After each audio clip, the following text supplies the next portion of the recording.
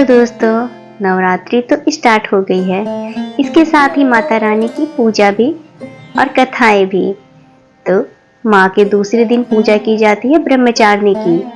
माँ ब्रह्मचारिणी को अच्छे तरह से समझने के लिए, जानने के लिए, उनकी पूजा करने के लिए, आराधना करने के लिए इस कथा को आप लोगों को जरूर सुनना चाहिए।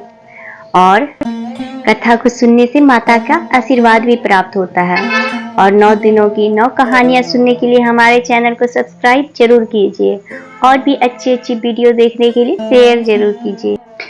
माँ दुर्गा की नौ शक्ति का दूसरा स्वरूप ब्रह्मचारिणी का है। यह ब्रह्मा का अर्थ तपस्या से है। माँ दुर्गा का यह स्वरूप भक्तों और सिद्धों को अनंत फल देने वाला है। इनकी उपासना से तप, त्याग, वैराग्य, सदाचार और संयम की वृद्धि होती है। ब्रह्मचारिणी का अर्थ तप की चारणी यानी तप का आचरण करने वाली। देवी का यह रूप पूर्ण ज्योतिर्मय और अत्यंत भव्य है। इस देवी के दाएं हाथ में जप की माला और बाएं हाथ में यह कमंडल धारण किए हैं। पूर्व जन्म में इस देवी ने हिमालय के घर पुत्री के रूप में जन्म लिया था और नारद जी के उपदेश से भगवान शंकर को पति के रूप में प्राप्त करने के लिए घोर तपस्या की थी। इस कठिन तपस्या के कारण इन्हें तपस्चारिणी अर्थात ब्रह्मचारिणी नाम से अभिहित किया गया। 1000 वर्ष तक इन्होंने केवल फल फूल खाकर बिताए और 100 वर्षों तक केवल जमीन पर रहकर साग का निर्वाह किया।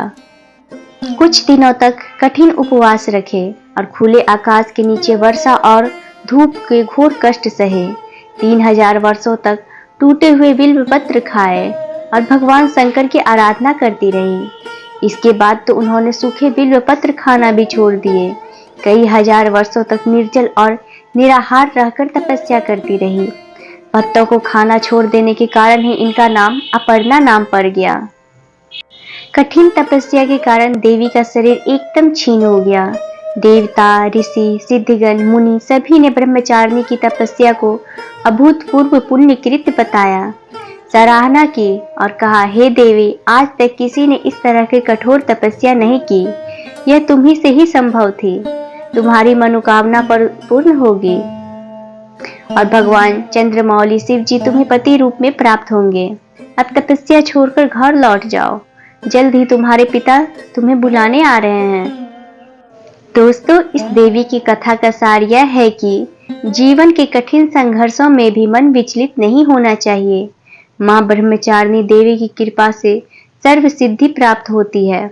दुर्गा पूजा के दूसरे दिन देवी की इसी स्वरूप की उपासना की जाती है। दोस्तों, हमारे चैनल पे ऐसी ही कथाएं, कहानियां और धार्मिक चीजों को जानने के लिए सब्सक्राइब जरूर कीजिए और लाइक शेयर तो कीजिए ही कीजिए। धन्यवाद।